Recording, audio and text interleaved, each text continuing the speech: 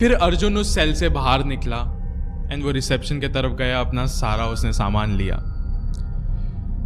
फिर उसने रिसेप्शन में एक 100 का नोट दिया एंड उसने बोला कि यहाँ पे सब कुछ मुझे बहुत अच्छा लगा, यहाँ के मरीजों से बात करके मुझे बहुत अच्छा लगा and Manoj ji was outstanding, उन्होंने भी बहुत मदद करी, ये उसके लिए एक छोटा सा डोनेशन। उसने पूछा कौन से मनोज जी की बात कर रहे हो आप?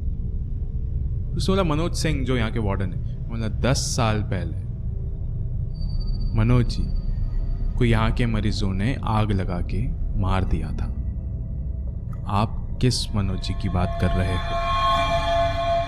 अर्जुन उस समय डर के मारे जमीन पे बैठ चुका था।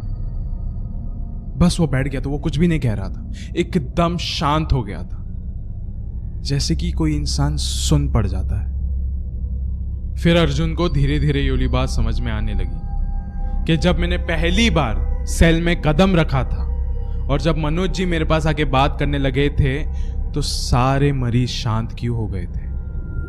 जब आधी रात को मैं मनोज जी से बात कर रहा था तो माधव जी मुझे घूर घूर के क्यों देख रहे थे? फिर उसे वाली बातें याद आने लगी जो माधव ने कहा था कि सर सब कुछ आपके आजू बाजू में ही हो रहा है एंड आपको पता नहीं चल रहा है एंड आपको पता नहीं चल पाएगा कि यहाँ पे कौन जिंदा है कौन मुर्दा है एंड जिस पे आप सबसे ज्यादा भरोसा करोगे वही आपको अंत में धोखा देके चला जाएगा। और यही हुआ अर्जुन के साथ।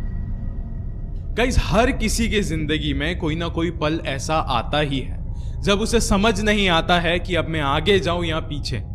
एंड यही चीज अर्जुन के साथ भी हो रही थी, क्योंकि जस्ट अभी 10 मिनट पहले उसने माधव जी को यह वादा करके आया था कि मैं आपसे मिलने जरूर आऊंगा आपके सेल में। एंड माधव ने पलट के ये कहा भी था कि मैं दावा करता हूं कि अब आज तो क्या जिंदगी में यहाँ पे वापस नहीं आओगे। वही चीजें सच हो रही थी। आज इस वीडियो के अंत में मैं आपसे बस इतना ही कहना चाहता हूँ कि ये जो प्रेत आत्माएं होती है ये आपके दिमाग से खेलती है।